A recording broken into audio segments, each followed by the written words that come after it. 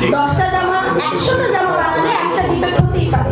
ওই ডিফেক্টটা হয়তো আপনার চোখেই পড়েছিল এজন্য বলছি, কিন্তু আমার চোখে পড়লো আমি অবশ্যই বলবো, কিন্তু আমার হাতে এখন ওরকম পড়েনি, এই জন্য হয়তো আমি জানি না। বাট আমি আজ পর্যন্ত যতগুলো ওপেন করেছি কিংবা যতগুলো শপে আমি গিয়েছি সবারই কম বেশি আমার এরকম জামা পরা হয়েছে। এবং ইন ফিউচার খন্দকার তো আমি এখন পর্যন্ত পারছি না, আমার বাবা ভাইয়া যেটা বলেছি তারা পড়বে, তাদের থেকে রিভিউ নিয়ে আমি আপনাকে দিব যে খারাপ পেয়েছি। ডিসকাউন্টের ব্যাপারে একটা কোশ্চেন আমি বলি যে অনেকে প্রোডাক্টের দাম বাড়িয়ে পরবর্তীতে ডিসকাউন্ট দিয়ে দেয়, এই ব্যাপারে আপনি ক্লায়েন্টরা বলবে, মালিকরা বলবে, এটা মালিকরা বলবে।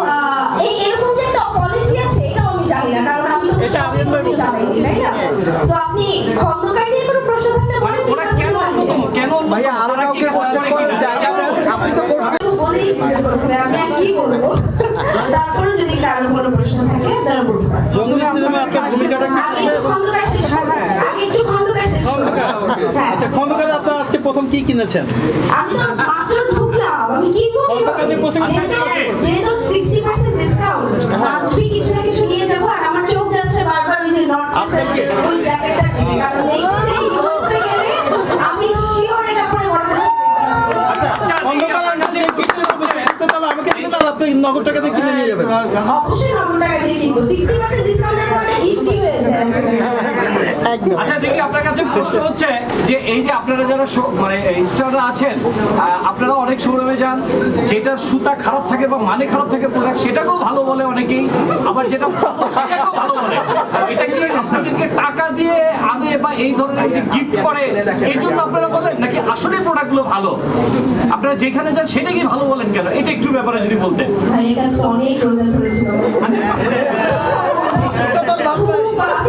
ঠিক মতো করেছেন না, আপনাদের জন্য করতে পারি না, কারণ এই জন্য 7টার দিকে সময় দিলে আপনারা আসছেন 9টার দিকে। না, একদমই না।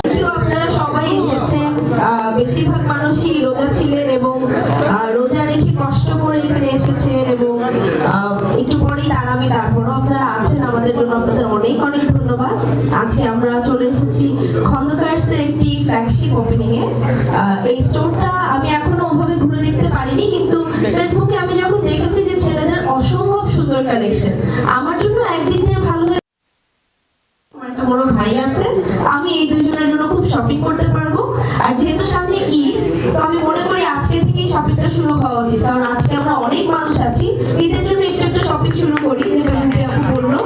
এবং থ্যাংক ইউ আরিয়াম ভাইয়া যে আমাকে আপনি ইনভাইট করেছেন, আন্টিকেও থ্যাংক ইউ, আঙ্কেলকেও খুব থ্যাংক ইউ। আর সাথে আছে বুবি আপু, সাথে আছে গৌতম মামা, খুব ভালো লাগছে। বুবি আপুর সাথে মনে হয় আমার এরকম কোনো প্রোগ্রাম ফার্স্ট টাইম আসছে, খুবই বেশি ভালো লাগছে। আর গৌতম মামার সাথে থ্যাংক ইউ আরিয়াম, আর মামার সাথে অগণিত প্রোগ্রাম সামনে, আসলে এত হয়ে গেছে যে এখন গুনতেও পারছি না, ভুলে যাচ্ছি যে কতগুলো প্রোগ্রাম করেছে একসাথে। সামনে আরো একসাথে করার ইচ্ছা আছে, ইনশাআল্লাহ আপনারা চাইলে আরো হবে। কিন্তু যেহেতু আমরা খন্দকার্সের ফ্ল্যাগশিপ স্টোরে এসেছি, আমি চাই ঢাকার আরো খুব সুন্দর সুন্দর জায়গায়, আরো একদম খুব কাছে আমাদের যাতে আরো অনেক আউটলেট হয়, আমরা সেই প্রত্যাশাই রাখি। Thank you. এখন আমাদের সবার প্রিয় দাদা গৌতম দাদা।